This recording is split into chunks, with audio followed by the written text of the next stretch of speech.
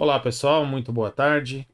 Aqui quem fala é Danilo Freitas e eu vou discutir com vocês um pouco sobre o informativo 1117 do STF, que acabou de sair.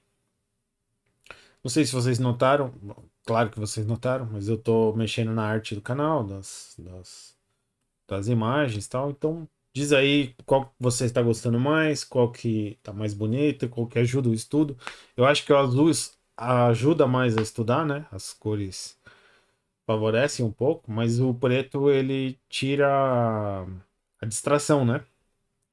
Então eu gosto de preto e azul, então facilita o estudo, mas aquele do STJ eu não gostei, já vou mudar. Ficou muito cor de areia, né? Mas enfim, sem perder tempo, vamos logo ao que interessa, que é o informativo em si. São nomes julgados que a gente vai analisar um por um hoje. Vamos lá. A incorporação de vantagens pessoais decorrentes do exercício pretérito de função de direção, chefia ou assessoramento, bem como um acréscimo de 20% ao cálculo dos proventos de aposentadoria para aqueles que se aposentam no último nível da carreira, afrontam o regime constitucional de subsídio. Bom, o que é isso, né? Era uma regra do Ministério Público que concedia os famosos quintos, né, para o membro do Ministério Público que tivesse exercido função de direção, chefia e assessoramento, tá? Como que funcionavam esses quintos, né? Era assim, por um período de 5 anos, se você exercesse a função de chefia, isso antigamente, né, anos 90, se você exercesse a função de chefia, você incorporava um quinto da função de chefia no seu salário, e mesmo que você fosse removido daquela função de chefia, aquilo incorporava no seu salário e você carregava aquilo até a sua aposentadoria. Né? Então, era chamado de os quintos, né? O 20%. Né? Então, muita gente que tem 4 quintos, tem gente que tem 5 quintos, né? O cara ficava 5 anos na função de chefia, já trocava de função para receber uma nova gratificação. E aí, incorporando o seu salário, dobrava, né? O salário normal dele e mais essas gratificações de chefia, se ele conseguisse 25 anos de exercício de funções diferentes de chefias, né? Era bastante comum isso. E aí, o regime de vencimentos dos membros do Ministério Público, como também da magistratura, passou a ser de subsídio e não de vencimentos. Tá? E a gente sabe que a diferença entre subsídio e vencimentos é justamente a quantidade de penduricalhos que não pode existir mais. Tá? No direito do trabalho, o regime de subsídio dá para a gente comparar, mal comparando, né? Mas dá para a gente comparar com o salário complessivo. Né? Para quem lembra do salário complessivo, o regime de subsídio é bastante parecido. Tá? Ele é uma verba única que incorpora todas as gratificações do trabalhador. E aí o STF entendeu que o regime de subsídio é incompatível com esses acréscimos de 20%, é incompatível com os quintos, tá? Isso ele decidiu para o Ministério Público, mas a tese na ADI serve para qualquer cargo, né? Inclusive, tem uma discussão muito grande com relação aos servidores do Poder Judiciário, né? Se incorporam ou não os quintos, direito adquirido, enfim. Eu acho que o STF vai caminhar para remover todos esses adicionais pós 88, tá? Beleza, vamos para o próximo.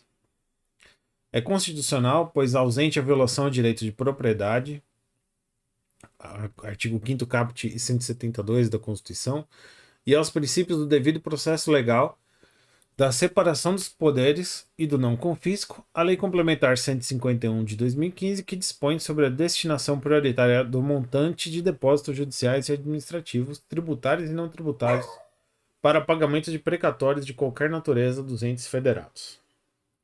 Então, isso aqui a gente já falou, se não me engano, no informativo 1110, que teve uma ADI com o mesmo teor, né? É, Esse julgado trata da possibilidade de utilização dos depósitos judiciais ou administrativos para pagamento de precatórios. Tá? Então, vamos entender.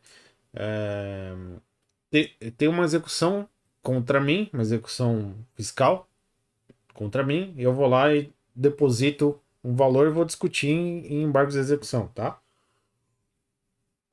O fisco pega aquele dinheiro que eu depositei e utiliza aquela verba, e utiliza aquele numerário para pagar precatórios de outra pessoa. E o meu processo vai durando 2, 3 anos, tá? Dali 2, 3 anos eu ganho e o fisco tem que me devolver o depósito, tá? O que ele vai fazer? Ele vai pegar o depósito de outra pessoa e vai pagar para mim. Então ele pode usar isso, né? Desde que, aqui tem uns requisitos, né? Desde que seja mantido uma reserva, desde que tenha um fundo disponível para isso e tal. Mas, de uma maneira geral, o STF entendeu mais uma vez, né? Repito, que isso é constitucional, tá? Mais detalhes lá no formativo 1110, né? Que aqui, ó, 1110, de fato, ADI 5.679, observadas rigorosamente as exigências normativas, não ofende a Constituição a possibilidade de uso de depósitos judiciais para pagamento de precatórios em atraso, conforme previsto pela Emenda Constitucional 94 de 2016. Tá? Então, sem nenhum problema. Próximo. Isso aqui foi uma medida cautelar que foi conferida. Eu fiquei na dúvida se comentava ou não, porque é só uma medida cautelar, mas ela foi referendada pelo plenário. E deu um certo bafafá essa decisão, então achei melhor como trata de concurso, então vamos comentá-la.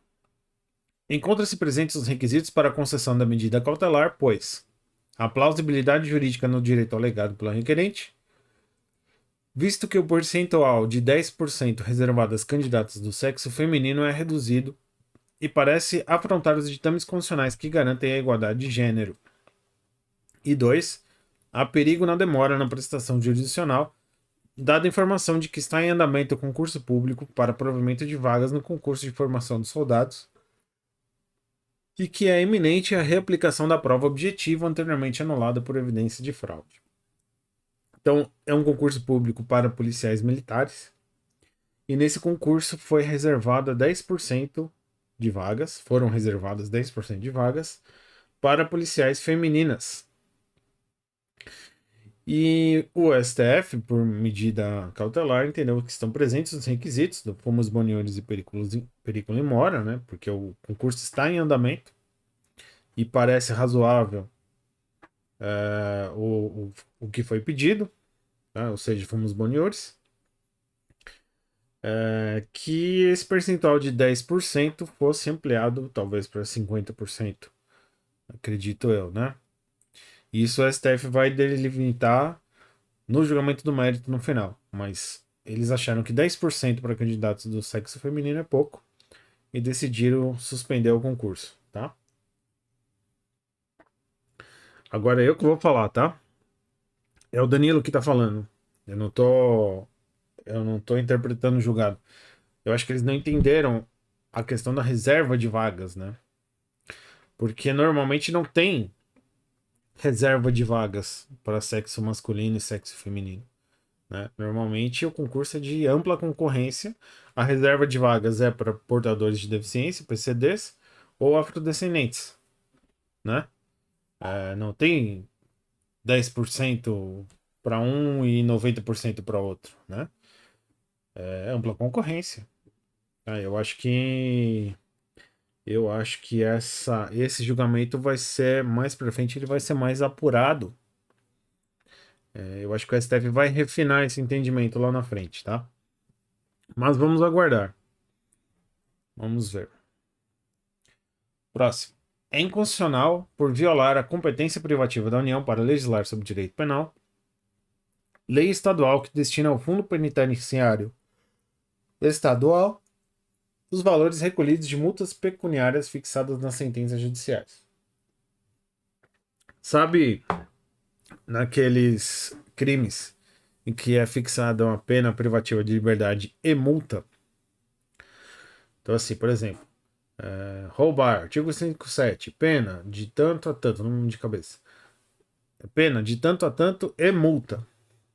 Tá?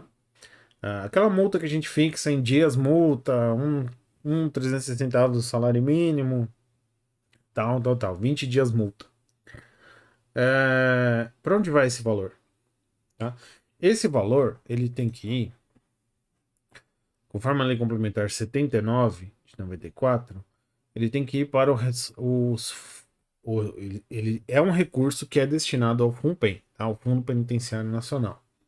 Então, constituirão os recursos do FUNPEN as multas decorrentes de sentenças penais condenatórias com trânsito em julgado. Só que aí, lá no Espírito Santo, tinha uma lei estadual que dizia o seguinte: o valor dessas multas ele tem que ser recolhido para o Fundo Penitenciário Estadual. Tá? E o STF entendeu que isso é inconstitucional. Por quê? Porque é uma legislação que trata sobre direito penal, tá? Destinação dos recursos de aplicação de multa penal, tá? E só é privativa da União legislar sobre direito penal, tá? Então essa lei é inconstitucional e aí ele deu efeitos ex nunc, né? Porque a lei é antiga, senão o Estado do Espírito Santo tem que devolver tudo e tal. Então, daqui para frente, essa lei é inconstitucional e o que passou, passou e para de cobrar, tá bom? Manda tudo para a União. Próximo. É constitucional, pois configura legítimo exercício da competência concorrente em legislar sobre a organização das polícias civis.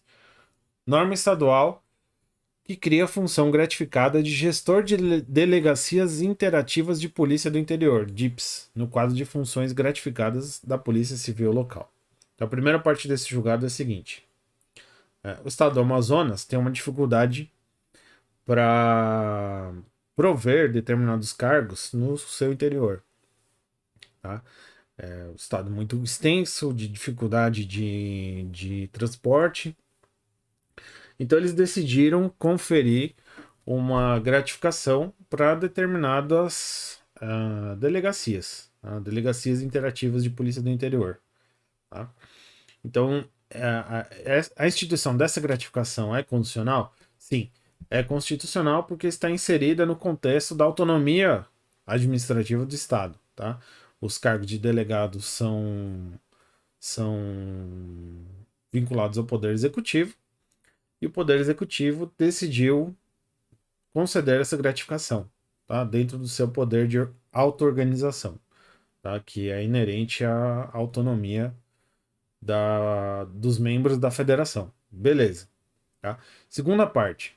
É inconstitucional, pois caracteriza desvio de funções, norma estadual que permite que o gestor de DIP seja servidor estranho ao quadro de delegados, a partir de designação pelo delegado-geral de Polícia Civil. Então, eles criaram essas delegacias especiais de difícil provimento. E essas delegacias especiais, o provimento é tão difícil que eles decidiram colocar a função gratificada para pessoas que não são delegados, por exemplo, o escrivão.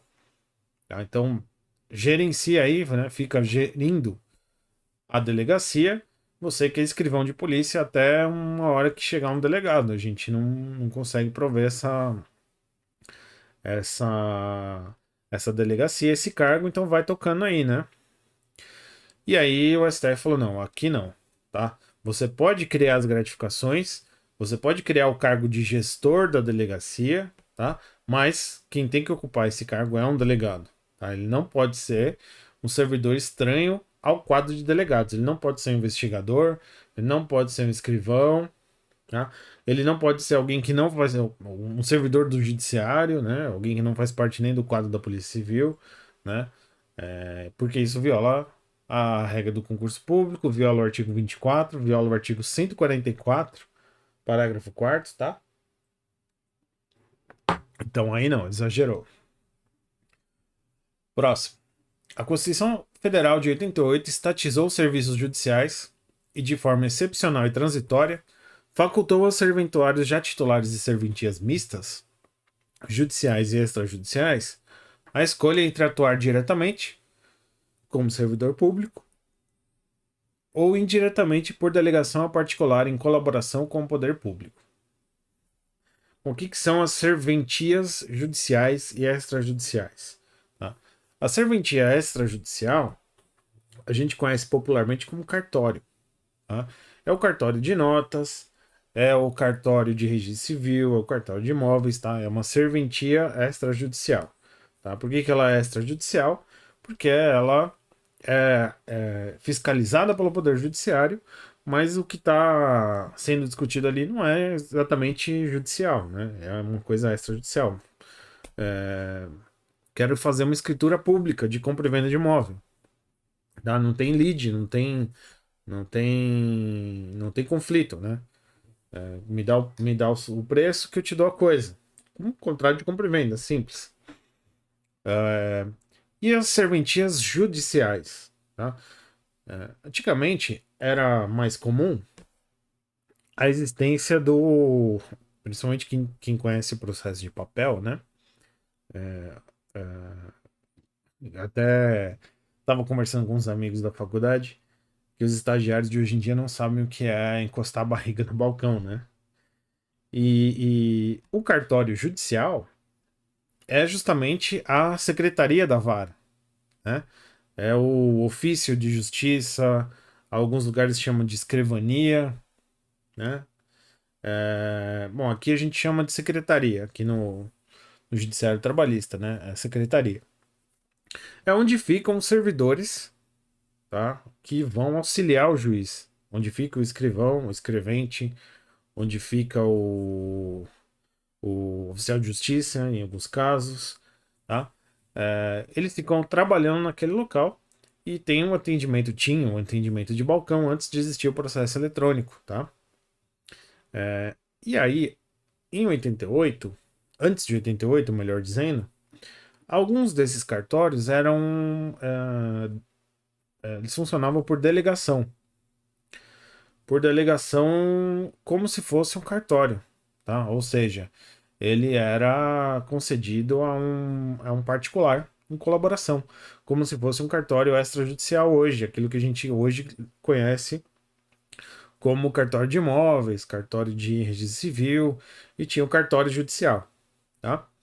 Então o artigo 31 do ADCT determinou o seguinte, olha, a partir de hoje, a partir de 88, não existem mais os cartórios judiciais particulares, tá? Todos eles são públicos, eles foram estatizados e foram incorporados ao Poder Judiciário. Então toda a vara, né, a vara é onde fica o juiz, né? Toda a vara tem a sua secretaria e essa secretaria, vamos dizer assim, como se fosse um anexo da vara, né? É onde trabalham os servidores concursados. Tudo bem. Só que aí o ADCT 31, o artigo 31 do ADCT, resguardou os direitos daqueles que já tinham aquela delegação, ou seja, aqueles que já eram particulares naquela época, tá? E aí, em 2000 em 90, não, melhor dizendo, 94, e algumas leis mais tarde, inclusive, até 2003, começaram a regulamentar o artigo 31, tá? E o artigo da Constituição que falava sobre os cartórios extrajudiciais, tá? É o 273. E essas leis estaduais, eles consideram efeitos ex nunc, tá? Mesmo após 88. Tá? Foi bastante comum a existência dessas leis, tá? Então, o que acontecia? Como não existia uma regra específica, né?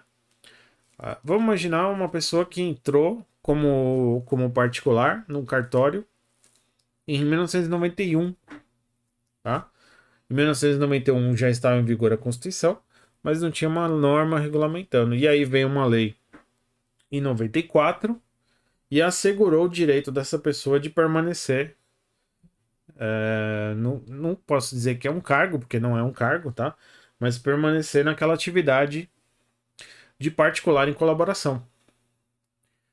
E aí o STF entendeu o seguinte, não, a Constituição de 88 já estava em vigor, então a norma não poderia resguardar os direitos daqueles que entraram após 88, tá? Porque isso viola frontalmente a regra do concurso público, tá?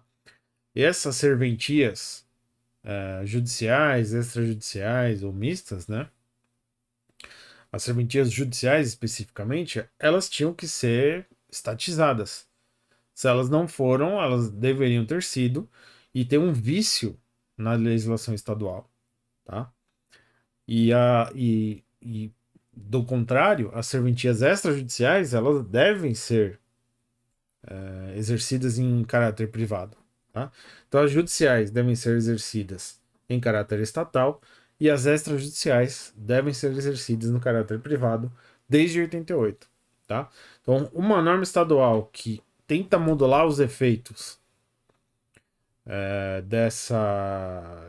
dessa determinação constitucional é inconstitucional. Tá? O STF já tem vários julgados nesse mesmo sentido, principalmente com relação aos cartórios extrajudiciais, tá? Por conta da lei de 1994. Beleza? Vamos para o próximo. A decisão da Justiça Eleitoral que determina a cassação do mandato invalida a própria votação obtida pelo candidato e a respectiva eleição, circunstância que atrai a obrigatoriedade de renovação do pleito, tendo em vista que o ilícito praticado durante o processo eleitoral, além de afetar a legitimidade do vencedor, compromete a lisura das eleições. Esse caso foi o seguinte: no Mato Grosso, teve uma anulação de eleição para senador, tá? Por conta de irregularidades na candidatura, tá? No pleito lá. E aí, o estado do Mato Grosso teve apenas 2 senadores, tá? Porque o, a pessoa que ficou com aquela vaga, da terceira vaga, todos os estados têm 3 vagas no Senado, né? A pessoa que ficou com uma daquelas 3 vagas teve a sua candidatura anulada. E aí não pôde tomar posse, tá? E aí existia uma celeuma. Vai tomar posse o suplente, tá? E aí o STF diz não, porque é a chapa que está eivada de vício, né? Ou se tomaria posse o segundo candidato, o segundo colocado naquelas eleições para aquela vaga, né? E aí o STF disse que também não, porque houve um vício nas eleições, tá? E esse vício nas eleições faz com que seja necessária a realização de novas eleições, tá? Renovação do pleito, tá? Tanto que aconteceu efetivamente no Mato Grosso uma eleição adicional só para escolher essa vaga de senador, tá? Então isso já aconteceu já até algum tempo, tá? Naquela época o STF tinha dado uma medida cautelar, e aí com esse resultado desse julgamento que está sendo comentado hoje, né? O STF revogou aquela liminar anteriormente concedida, tá? E determinou que sejam realizadas as eleições, que já foram realizadas, né? Efetivamente, o Tribunal Eleitoral já realizou as eleições, tá? Então, meio que fica como estão as coisas, né? Não assume nem o vice e nem o vice não, né? O suplente. Não assume nem o suplente e nem o segundo colocado. Vão ser realizadas novas eleições, tá? Não viola o princípio constitucional da legalidade a norma penal incriminadora do parágrafo 1º do artigo 2º da Lei 12.850, na qual apresentadas as condutas delituosas de impedir e de embaraçar a investigação da infração penal a envolver organização criminosa. Esse julgado aqui, bem comprido, trata da Lei 12.850, das organizações criminosas, então eu separei os pontos mais específicos Tá? Os pontos mais importantes desse julgado. Então, primeiro, ele está dizendo o seguinte: lá no artigo 2º, parágrafo 1º, ele tem um tipo cujas condutas são impedir ou embaraçar a investigação. Tá? E esse parágrafo foi questionado, esse tipo penal foi questionado, porque ele é um tipo muito amplo, né? É um tipo aberto, né? É um tipo que tende ao abuso do magistrado por conta da indefinição de qual é a conduta. Tá? Se vocês lembram, isso é muito comum naqueles tipos do direito penal do inimigo, né? Em que as condutas são genéricas, né? E aí o questionamento foi o seguinte: impedir e embaraçar uma investigação penal é extremamente genérico. Um advogado embaraça uma investigação criminal, tá? Um defensor público pode opor resistência numa investigação criminal.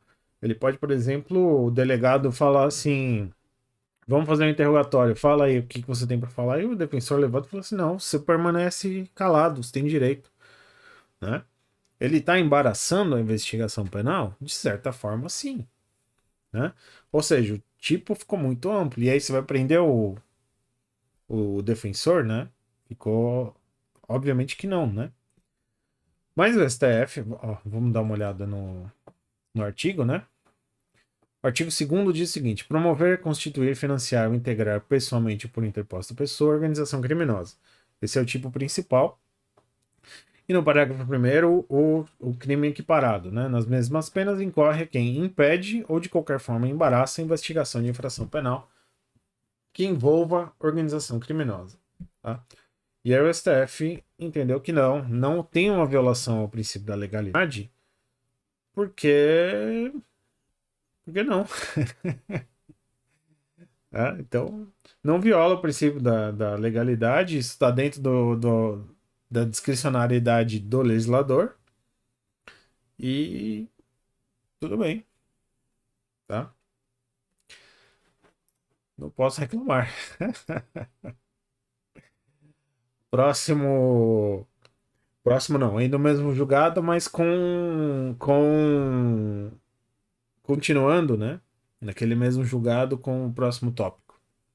É compatível com o princípio da proporcionalidade em sua acepção substancial a previsão normativa de perda do cargo, função, emprego ou mandato eletivo e de interdição para o exercício da função ou cargo público pelo prazo de 8 anos, subsequente ao cumprimento da pena, no caso em que o funcionário público esteja envolvido com organizações criminosas.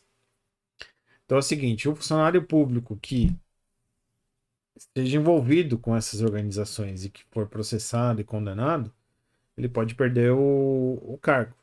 Tá? Isso foi questionado com relação à proporcionalidade, tá? Porque é um adicional aqui na pena, né? Algo a mais, né, na pena. Só porque o cara é funcionário público, né, ele vai ter uma pena a mais. E sim, o STF entendeu que isso é constitucional, tá? O grau de reprovabilidade é maior, tá? Porque ele é um funcionário público e participa de uma organização criminosa, tá? E é proporcional, tá? Então não tem nenhum problema de constitucionalidade a questão do servidor público ser penado com a perda do cargo. E o próximo tópico aqui, né? Ah, sim, antes disso eu juntei aqui para a gente ler o parágrafo 6º do artigo 2º, que foi julgado constitucional pelo STF. A condenação com trânsito em julgado acarreterá ao funcionário público a perda do cargo, função, emprego ou mandato eletivo e a interdição para o exercício de função ou cargo público pelo prazo de 8 anos subsequentes ao cumprimento da pena. Então ele fica, além de ele cumprir a pena, ele fica mais 8 anos de gancho ainda, longe dos cargos públicos, né? E aí mais um ponto. É possível a designação de membro do Ministério Público para acompanhar as investigações que envolvam policiais em crime de organização criminosa, conforme lá o artigo 2º, parágrafo 7º, que diz assim: se houver indícios de participação de policial nos crimes de que trata essa lei, A Corregedoria de Polícia instaurará inquérito policial e comunicará ao Ministério Público, que designará membro para acompanhar o feito até a sua conclusão. Isso foi questionado com relação à autonomia das polícias, né? A participação do membro do Ministério Público numa investigação em que tem um policial sendo investigado, né? O policial é que está sendo investigado aqui, né? Acredita-se que ele faz parte da organização criminosa e por isso a lei determinou que fosse convocado o Ministério Público para atuar no processo, na investigação, tá? E o STF entendeu que isso é perfeitamente constitucional, conforme o artigo 129 da Constituição. O Ministério Público tem por atribuição a correição permanente das polícias, né? A fiscalização externa das polícias, então isso está dentro do feixe de atribuições do Ministério Público, sem nenhum problema. Próximo tópico. O parágrafo 14 do artigo 4º da Lei 12.850 deve ser interpretado no sentido de que o colaborador opta por deixar de exercer o seu direito fundamental ao silêncio e não que renuncia à titularidade do direito fundamental. O parágrafo 14 do artigo 4º diz o seguinte: nos depoimentos que prestar, o colaborador renunciará na presença de seu defensor ao direito ao silêncio e estará sujeito ao compromisso legal de dizer a verdade.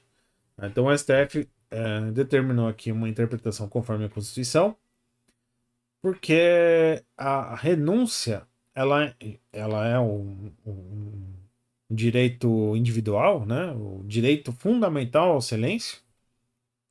Nemo tenetur sed tegere. A pessoa tem o direito de permanecer em silêncio. E o parágrafo 14 determina que ela renuncia a esse direito fundamental. E o STF considerou o seguinte: os direitos fundamentais são irrenunciáveis. E sendo irrenunciáveis, tá, o artigo 14 deve ser lido da seguinte forma: tá?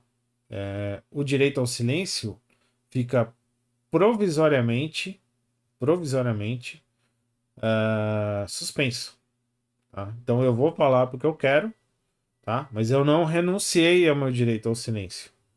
Tá? Então o colaborador ele abre mão momentaneamente temporariamente do seu direito fundamental, faz a colaboração, tá?